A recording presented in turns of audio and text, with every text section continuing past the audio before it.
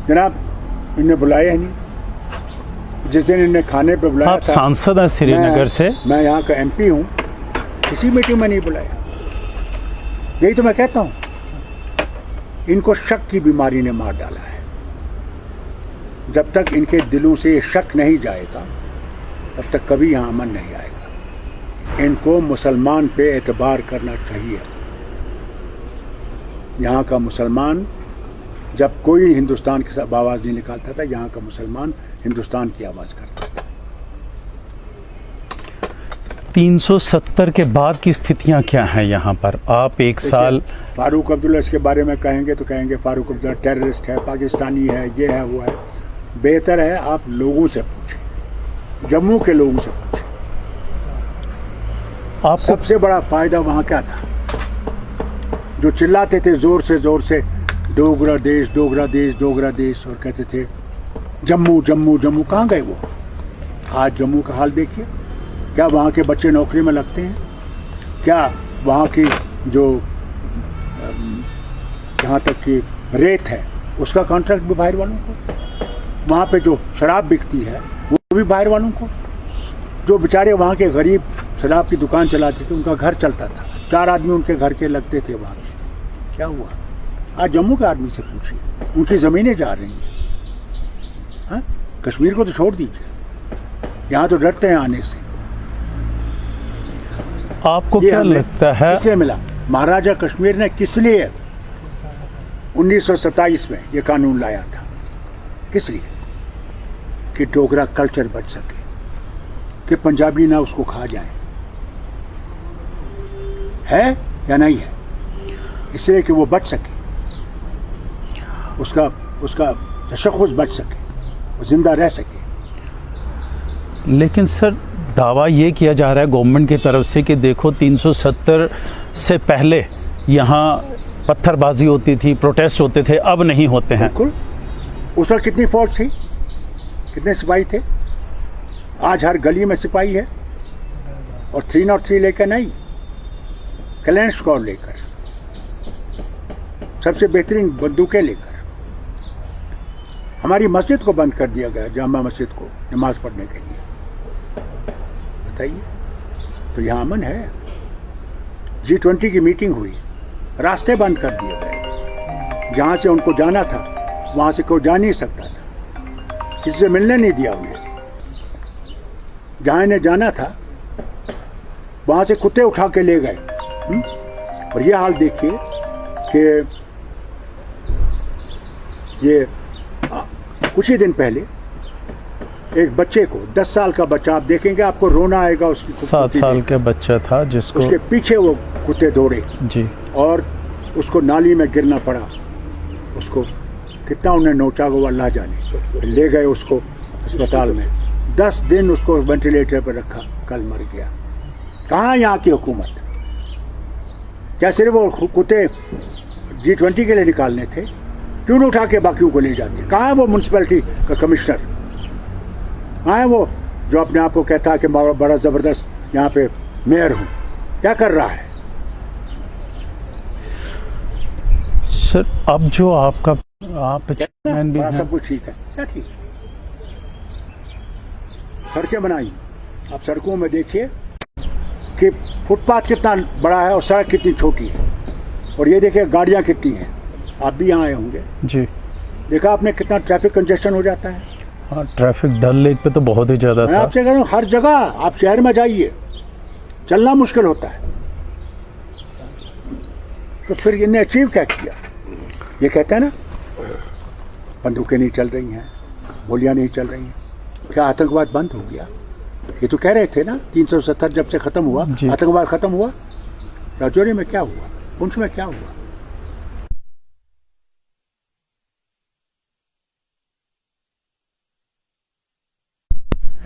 जनाब, जब आप मुझे बंद करके रखेंगे तो बंद ही तो होगा ना, आवाज़ नहीं निकल। कितने बच्चे हमारे जेल में हैं, बेगुनाह हैं, कहाँ कहाँ रखे हैं, किस तरह उन पर जुल्म किया जा रहा है।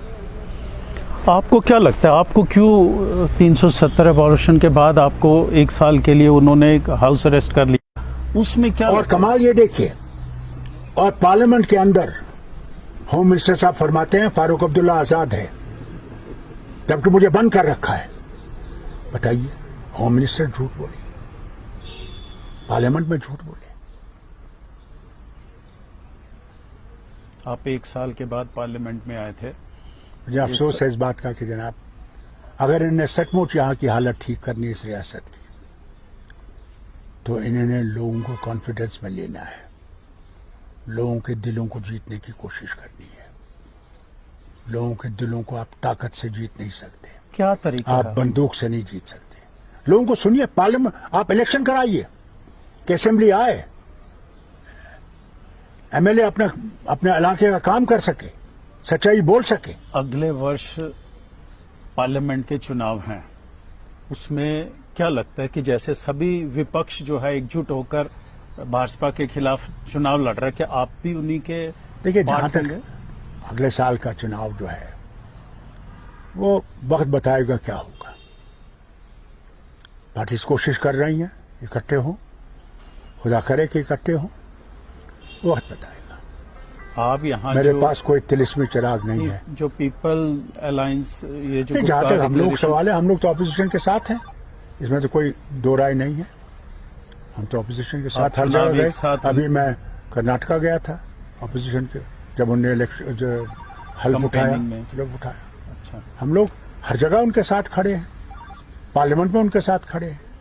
यहाँ जो अगर चुनाव होते हैं तो आप अलग लड़ेंगे या सारा विपक्ष? नहीं, हम यहाँ- लोग सब इसके बारे में सोच होगी जब इलेक्शन आएगा, ऐसी बात नहीं है। हम लोग भी इत्तेहाद और इत्तेफाक करेंगे दूसरों से, हम लोग भी कोशिश करेंगे कि अभी अच्छे लोगों के लोग आए जो यहाँ की मुश्किल को दूर करें, यहाँ के लोगों की मुसीबतों को दूर करें, जम्मू हो, कश्मीर हो। अभी जो सरकार है वो उन्होंने अपना सोल्यूशन निकाल दिया कि हमने यूनियन टेरिटरी बना दी, लद्दाख अलग यूनियन टेरिटरी बना दी। ये आपके विचार से कितना सही मूव है और कितना सक्सेसफुल है? देखिए, आज आप लद्दाखियों से पूछिए जो चिल्लाते थे यूनियन टेरिटरी के लिए, वहां जाइए और पूछिए उनसे कि क्या उनको वो खुशी मिली या नहीं। उनसे पूछिए, आपको खुद मालूम होगा। लेकिन आप इतना तो मानते हैं कि भारत का डंका विश्व भर में जरूर बजा है मोदी जी की, कहीं ना कहीं तो। मुझे ये बताइए, क्या भारत का डंका कभी बजता नहीं था? याद है आपको जवाहरलाल का जमाना, जबकि जनाब नॉन अलाइन मूवमेंट हुई है, जी, अमेरिका घबरा गया, बर्तानिया घबरा गया, वेस्ट घबरा गया, यूनियन हुई किस चीज की? चीन, इंडोनेशिया, इंडिया, इजिप्ट है, युगोस्लाविया, ये 5 नेता सबसे जबरदस्त है। नासिर, टीटो, सुकार्नो, नेहरू, चौनलाई है। डर गए उस वक्त? क्या भारत का डंका उस वक्त नहीं बजा? इंदिरा गांधी के वक्त भारत का डंका नहीं बजा? हिंदुस्तान का डंका हर वक्त बजा है और बजता रहेगा। अब जैसे अभी राहुल गांधी जिस तरह भारत विरोधी स्टेटमेंट देते हैं, क्या विदेशी बड़ा भूमि स्टेटमेंट? क्या स्टेटमेंट? वो सच बोल रहा है। अगर सच बोलना विरोध है तो बेहतर है सच बोल के मर जाना, बल्कि झूठ को कबूल करना। वो कोई चीज ऐसी नहीं बोल रहा है। उसने कहीं भी भारत को, एटलीस्ट भारत को विदेशी कभी भूमि कहीं, में ऐसा नहीं। कहीं भारत को गिराया नहीं है। मुझे एक स्टेटमेंट उनका दिखाइए जहां वो भारत को नीचे दिखा रहा है। वो भारत का एक अंग है। कल हो सकता है वो वजीर आजम भारत का बन सकता है, तब क्या कहेंगे उस वक्त? तब लोग यही कहेंगे ये विरोधी था, आज प्रधानमंत्री बन गया। क्या है ये? अगर सच बोलना विरोध है तो मैं समझता हूं हम लोग फिर गलत रास्ते पे हैं। क्या राम ने कभी झूठ बोला जिसके ढंका बजाते हैं? कभी बोला झूठ? सच्चाई पे रहा और वो बातें कही। गांधी ने भी कहा हमने राम राज कायम करना। क्या था राम राज? जहां सबके साथ इंसाफ होगा। राम राज तो वही था ना। कोई भी ये महसूस नहीं करता था कि वो सेकंड क्लास है। राम के सामने सब बराबर थे। क्या ये सचमुच रामराज चला रहे हैं? क्या चेंजेस लानी चाहिए? मैंने आपसे कहा ना पहले, दिलों को जीतने की कोशिश करनी है। कैसे? बहुत कुछ, पहले तो इलेक्शन करें, इलेक्शन करें, जी, पहला सबूत तो इलेक्शन है, करें करें, इलेक्शन के बाद फिर देखा एक जाएगा। निर्वाचित उसके बाद मुझे सरकार आ जाती पूछिए, है। इलेक्शन के बाद मुझे पूछिए, इलेक्शन के बाद मुझे पूछिए। अब मुझे मेहमान आए हैं। ये थे डॉक्टर फारूक अब्दुल्ला, जो अपनी बेबाक बातों की वजह से जाने जाते हैं। एक कश्मीर में कहवा इनका इंटायर, मैं सिर्फ कश्मीर की बात नहीं कहूंगा, पूरे विश्व में लोग इन्हें पहचानते हैं, इनकी बातों को सुनते हैं, इनसे मिलना चाहते हैं। है जो कुछ और आज उन्होंने जिस तरह अपनी बातें रखी हैं हमसे, निसंदेह एक बड़ा मैसेज है हमारे देश को। उन्होंने यही कहा है कि वो विपक्ष के साथ खड़े हैं और वो बिल्कुल सच्चाई वाली बातें कर रहे हैं। अनुनीय रोहित गुप्ता। इस समय मंजूर के साथ ज्योति पचनंदा, डॉक्टर फारूक अब्दुल्ला के घर से। इसमें मैंने शुगर डाली, इसको